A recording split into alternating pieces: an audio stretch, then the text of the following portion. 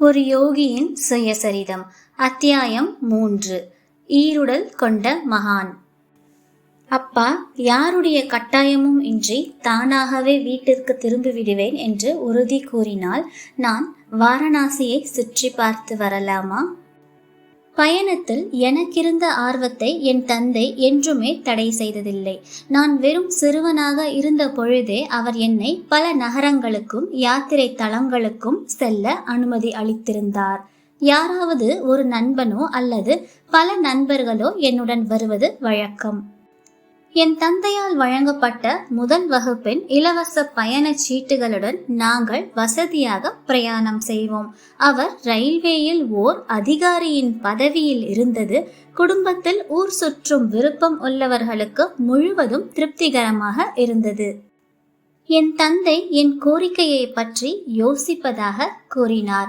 மறுநாள் அவர் என்னை அழைத்து பரேலியில் இருந்து காசிக்கு சென்று திரும்புவதற்கான இலவச பயணச் சீட்டும் போதுமான பணமும் 2 கடிதங்களும் கொடுத்தார். காசியில் உள்ள என் நண்பர் கேதர்நாத் பாபுவிடம் தொழில் சம்பந்தப்பட்ட திட்டம் ஒன்றை பற்றி சொல்ல விரும்புகிறேன். துரதிர்ஷ்டவசமாக அவரது முகவரியை நான் தொலைத்து விட்டேன்.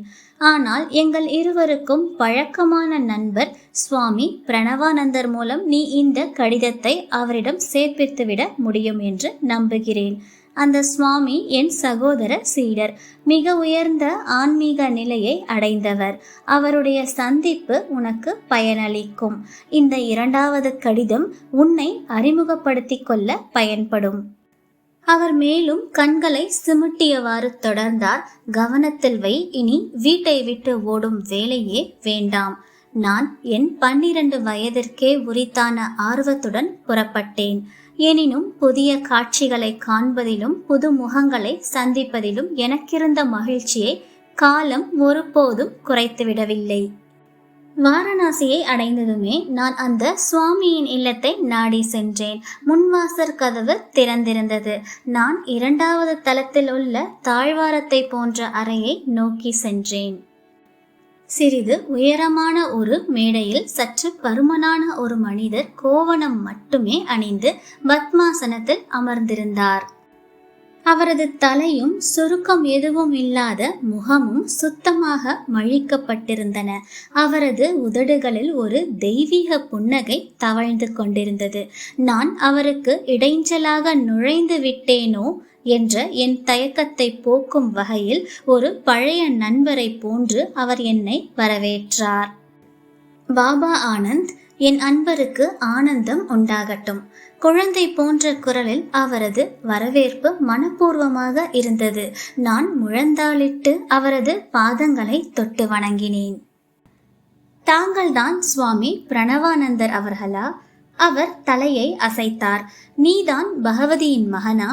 நான் என் சட்டை பையிலிருந்து என் தந்தையின் கடிதத்தை எடுக்கும் முன்னரே அவரது சொற்கள் வெளிப்பட்டன.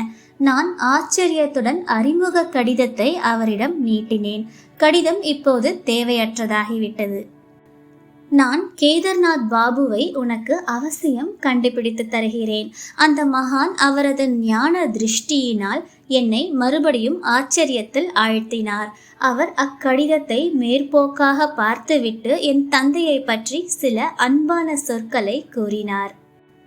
உனக்கு தெரியுமா, நான் 2 விதமான ஓய்வூதியங்களை அனுபவித்து வருகிறேன். நான் ரயில்வேயில் ஒரு காலத்தில் உன் தந்தையிடத்தில் வேலை பார்த்து வந்தேன். அதற்காக அவரது சிபாரிசினால் கிடைக்கும் ஓய்வூதியம் ஒன்று, இன்னொன்று என் விண்ணுலக தந்தையின் சிபாரிசினால் கிடைக்கப்பட்டது. அவருக்காக வாழ்வில் என் உலக கடமைகளை மனப்பூர்வமாக செய்து முடித்துவிட்டேன். இந்த குறிப்பு எனக்கு சற்றும் விளங்கவில்லை. விண்ணுலக தந்தையிடமிருந்து தங்களுக்கு எந்த விதமான ஓய்வூதியம் கிடைக்கிறது? ஐயா, அவர் உங்கள் மடியில் பணத்தை போடுகிறாரா? அவர் சிரித்தார். நான் குறிப்பிடுவது ஆழங்காண முடியாத பேரமைதி என்கின்ற ஓய்வூதியமாகும். அது பல ஆண்டுகள் செய்த ஆழ்ந்த தியானத்தின் பரிசு. இப்பொழுதெல்லாம் நான் பணத்திற்கு ஆசைப்படுவதில்லை. சிறிதே ஆன என் உலக தேவைகள் தாராளமாகவே பூர்த்தி செய்யப்படுகின்றன. 2வது ஓய்வூதியத்தின் முக்கியத்துவத்தை நீ பிறகு புரிந்து கொள்வாய். எங்கள் உரையாடலை திடீரென்று நிறுத்திவிட்டு அந்த யோகி ஆழ்ந்த அசைவற்ற நிலை எய்தினார். ஒரு மர்மம் அவரை சூழ்ந்து கொண்டது.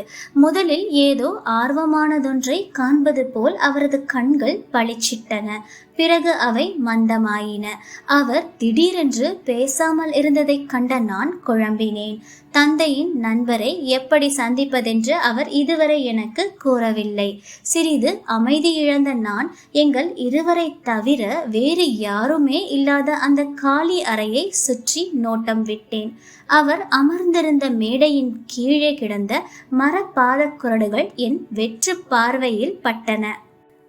கவலைப்பட வேண்டாம். நீ பார்க்க விரும்பும் மனிதர் இன்னும் அரை மணி நேரத்திற்குள் உன்னுடன் இருப்பார். அந்த யோகி என் மனத்தை படித்து விட்டார். அந்த வித்தை அச்சமயத்தில் கடினமானதே இல்லை. அவர் மறுபடியும் புரிபடாத அமைதியில் மூழ்கிவிட்டார். 30 நிமிடங்கள் கழிந்து விட்டதை என் கை கடிகாரம் எனக்கு காட்டிய பொழுது சுவாமிகள் விழித்து கொண்டார். அவர் கேதர்நாத் பாபு வாசலில் வந்து கொண்டிருக்கிறார் என நினைக்கிறேன் என்றார். யாரோ ஒருவர் மாடியில் ஏறி வரும் ஓசையை நான் கேட்டேன். திடீரென்று எதுவுமே புரியாததொரு குழப்பம் என்னுள் எழுந்தது. என் எண்ணங்கள் தாறுமாறாக ஓடின. செய்தி அனுப்புவதற்கு யாரும் இல்லாமல் எப்படி இந்த இடத்திற்கு தந்தையின் நண்பரை வரவழைப்பது சாத்தியமாயிற்று? நான் வந்ததிலிருந்து சுவாமி என்னை தவிர வேறு யாரிடமும் பேசவில்லையே. நான் மரியாதையின்றி அறையை விட்டு வெளியேறி படிகளில் இறங்கினேன். பாதி வழியில் ஒல்லியான நடுத்தர உயரமும் சிவந்த நிறமும் கொண்ட ஒரு மனிதரை நான் சந்தித்தேன். அவர் மிகுந்த அவசரத்துடன் காணப்பட்டார். தாங்கள் தான் கேதர்நாத் பாபுவா? என் குரலில் பரபரப்பு தெரிந்தது. ஆம், என்னை சந்திக்க வேண்டி இங்கு காத்திருக்கும் நீ பகவதியின் மகன் அல்லவா? அவர் நட்புடன் புன்னகைத்தார். ஐயா, தாங்கள் இங்கு எப்படி வந்தீர்கள்? விளக்க முடியாத அவரது வருகையால் திகைப்புடன் சிறிது பதற்றம் அடைந்தேன். இன்று எல்லாமே மர்மமாகத்தான் இருக்கிறது. கிட்டத்தட்ட 1 மணி நேரத்திற்கு முன்னால் நான் கங்கையில் நீராடலை முடித்ததும் சுவாமி பிரணவானந்தர் என்னை அணுகினார். அந்த நேரத்தில் நான் அங்கு இருப்பது அவருக்கு எப்படி தெரியும் என்று எனக்கு புரியவில்லை. பகவதியின் மகன் என் அறையில் உனக்காக காத்திருக்கின்றான், என்னுடன் வருகிறாயா என்றார். நான் மகிழ்ச்சியுடன் ஒப்புக்கொண்டேன். நாங்கள் கைகோர்த்து சென்ற பொழுது மரப்பாத குருடுகளை அணிந்திருந்த சுவாமி இத்திடமான காலணிகளை அணிந்திருந்த என்னை வினோதமாக கடந்து செல்ல முடிந்தது. என்னிடத்தை அடைய உனக்கு எவ்வளவு நேரம் ஆகும் என்ற வினாவை கேட்ட பிரணவானந்தர் நின்றார். சுமார் அரை மணி நேரம். எனக்கு இப்பொழுது கொஞ்சம் வேறு வேலை இருக்கிறது. புரிந்து கொள்ள முடியாததொரு பார்வையை அவர் என் மீது வீசினார். நான் உன்னை விட்டு செல்ல வேண்டும். நீ என்னை என் வீட்டில் வந்து சந்திக்கலாம். அங்கு நானும் பகவதியின் மகனும் உனக்காக காத்திருப்போம். நான் அதை மறுத்து கூறும் முன்பே அவர் என்னை தாண்டி வேகமாக நடந்து கும்மலில் மறைந்து விட்டார். என்னால் முடிந்த அளவு வேகமாக நடந்து நான் இங்கு வந்தேன். இந்த விளக்கம் என் குழப்பத்தை மேலும் அதிகரிக்கவே செய்தது. அவருக்கு சுவாமியை எவ்வளவு காலமாக தெரியும் என நான் விசாரித்தேன். சென்ற ஆண்டு நாங்கள் சில தடவைகள் சந்தித்தோம், ஆனால் சமீபத்தில் இல்லை. இன்று நீராடும் துறையில் அவரை கண்டது எனக்கு மிக்க மகிழ்ச்சி. என் காதுகளை என்னால் நம்ப முடியவில்லை. என் சித்தம் கலங்கிவிட்டதா? நீங்கள் அவரை ஆவி தோற்றத்தில் கண்டீர்களா அல்லது உண்மையாகவே அவரை கண்டீர்களா? அவரது கையை தொட்டீர்களா? அவரது காலடி ஓசையை கேட்டீர்களா? நீ என்ன சொல்ல விரும்புகிறாய் என்று எனக்கு புரியவில்லை என்று அவர் கோபத்துடன் படபடத்தார். நான் உன்னிடம் பொய் சொல்லவில்லை. நீ இங்கு எனக்காக காத்திருக்கிறாய் என்று சுவாமி மூலமாகத்தான் எனக்கு தெரிந்திருக்க முடியும் என்பது உனக்கு புரியவில்லையா? ஏன் அந்த மனிதர் சுவாமி பிரணவானந்தர் நான் வந்ததிலிருந்து 1 மணி நேரமாக ஒரு வினாடி கூட என் பார்வையை விட்டு அகலவே இல்லை என்ற நான் அங்கு வந்ததிலிருந்து எனக்கும் சுவாமிக்கும் நடந்த உரையாடலை திரும்ப கூறி முழு கதையையும் அவரிடம் உளறி கொட்டினேன். அவர் கண்கள் அகல விரிந்தன. நாம் இந்த லோகாயுத யுகத்தில் தான் வாழ்கிறோமா அல்லது கனவு காண்கிறோமா? என் வாழ்வில் இம்மாதிரியான அற்புதத்தை காண்பேன் என்று நான் ஒருபோதும் எதிர்பார்க்கவில்லை. நான் இந்த சுவாமியை ஒரு சாதாரண மனிதர் என்றே நினைத்திருந்தேன். அவரால் இன்னொரு உடலும் எடுத்து அதன் மூலமும் செயலாற்ற முடியும் என்பதை இப்பொழுது கண்டு கொண்டேன். நாங்கள் இருவரும் சேர்ந்து அந்த யோகியின் அறையினுள் நுழைந்தோம். உட்காரும் மேடைக்கு கீழே இருந்த பாத குருடுகளை கேதார்நாத் பாபு சுட்டி காட்டினார். பார், இதே பாத குருடுகளைத்தாம் அவர் படித்துறையில் அணிந்திருந்தார் என்று அவர் கிசுகிசுத்தார். நான் இப்பொழுது பார்ப்பது போலவே கோவணம் மட்டுமே அவர் அணிந்திருந்தார். வந்தவர் அவரை வணங்கியதும் சுவாமி என்னை வேடிக்கை புன்னகையுடன் நோக்கினார். இவற்றையெல்லாம் கண்டு நீ ஏன் பிரமித்து போகிறாய்? புற உலகின் நுட்பமான இணைப்பு உண்மையான யோகிகளிடமிருந்து மறைக்கப்படவில்லை. தூரத்தில் கல்கத்தாவில் இருக்கும் என் சீடர்களை நான் நினைத்தவுடன் காண்பதும் அவர்களுடன் பேசுவதும் உண்டு. அதேபோல் அவர்களும் நினைத்தவுடன் புற பொருட்களான எந்த தடையையும் கடக்க முடியும். ஒரு கால் என் இளம் உள்ளத்தில் ஆன்மீக உணர்வுகளை எழுப்பும் முயற்சியில் அவர் தன்னிடம் உள்ள சூக்ஷ்ம வானொலி மற்றும் தொலைக்காட்சி ஆற்றல்களை எனக்கு சொல்ல திருவுளம் கொண்டிருக்க வேண்டும். ஆனால் ஊகத்திற்கு பதிலாக என்னுள் ஒரு மரியாதை கலந்த பயமே தோன்றியது. இறைவனை தேடுவதற்கு எனக்கென விதிக்கப்பட்டிருந்த ஒரே குரு ஸ்ரீ யுக்தேஸ்வரர். அவரை நான் இன்னும் சந்திக்கவில்லை என்பதால் பிரணவானந்தரை குருவாக ஏற்கும் உணர்ச்சி எனக்கு ஏற்படவில்லை. என் முன்னால் இருப்பது அவர்தானா அல்லது அவரை போன்ற மற்றொரு வடிவமா என்ற ஆச்சரியம் கொண்டு சந்தேகத்துடன் அவரை நோக்கினேன். என் உள்ளத்தில் எழுந்த மன உளைச்சலை நீக்கும் விதத்தில் அந்த மகான் ஆன்மாவை தட்டி எழுப்பும் பார்வையை என் மீது வீசி தன் குருவை பற்றிய சில ஊக்கமளிக்கும் சொற்களை கூறினார். எனக்கு தெரிந்த வரையில் லாஹிரி மகாசயர்தான் மிக தலை சிறந்த யோகி. மனித உடலில் தோன்றும் தெய்வமே அவர். ஒரு சீடரே நினைத்த மாத்திரத்தில் இன்னொரு உடல் எடுக்கும் திறன் படைத்திருந்தால் அவருடைய குருதேவருக்கு தெரியாத அற்புத திறன் ஏதாவது இருக்குமா என நான் நினைத்தேன். குருவின் உதவி எவ்வளவு ஒப்புயர்வற்றது என்று உனக்கு கூறுகிறேன் கேள். ஒவ்வொரு இரவிலும் இன்னொரு சீடருடன் நான் 8 மணி நேரம் தியானம் புரிவது வழக்கம். பகலில் நாங்கள் ரயில்வே அலுவலகத்தில் பணிபுரிய வேண்டி இருந்தது. என் எழுத்தர் பணியின் கடமைகளை தொடர்வதில் உள்ள இடர்பாடுகளை கண்டு என் முழு நேரத்தையும் இறைவனுக்கே அர்ப்பணிக்க விரும்பினேன். விடாமுயற்சியுடன் 8 ஆண்டுகள் பாதி இரவுகளை தியானத்திலேயே கழித்தேன். எனக்கு கிடைத்த பலன்கள் அற்புதமானவை. மிக பெரிய ஆன்மீக தரிசனங்கள் என் உள்ளத்தை ஒளிமயமாக்கின. ஆயினும் ஒரு சிறு திரை எனக்கும் பரமாத்மாவுக்கும் இடையே எப்பொழுதும் இருந்து கொண்டே இருந்தது. மனித சக்திக்கு அப்பாற்பட்ட தீவிரத்துடன் நான் முயன்ற போதும் முடிவான மாறுதலற்ற ஐக்கியம் எனக்கு மறுக்கப்பட்டு வந்ததை நான் கண்டேன். ஒரு நாள் மாலை நான் லாஹிரி மகாசயரிடம் சென்று அவருடைய தெய்வீக தலையீட்டை வேண்டினேன். என் விடாப்பிடியான மன்றாடல்கள் இரவு முழுவதும் தொடர்ந்தன.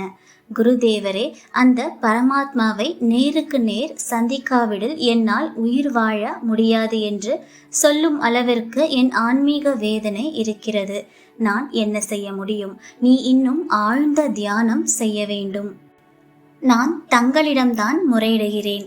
இறைவனே, என் ஆசானே, தாங்கள் என் முன் மனித உடலில் உருக்கொண்டிருப்பதை காண்கிறேன்.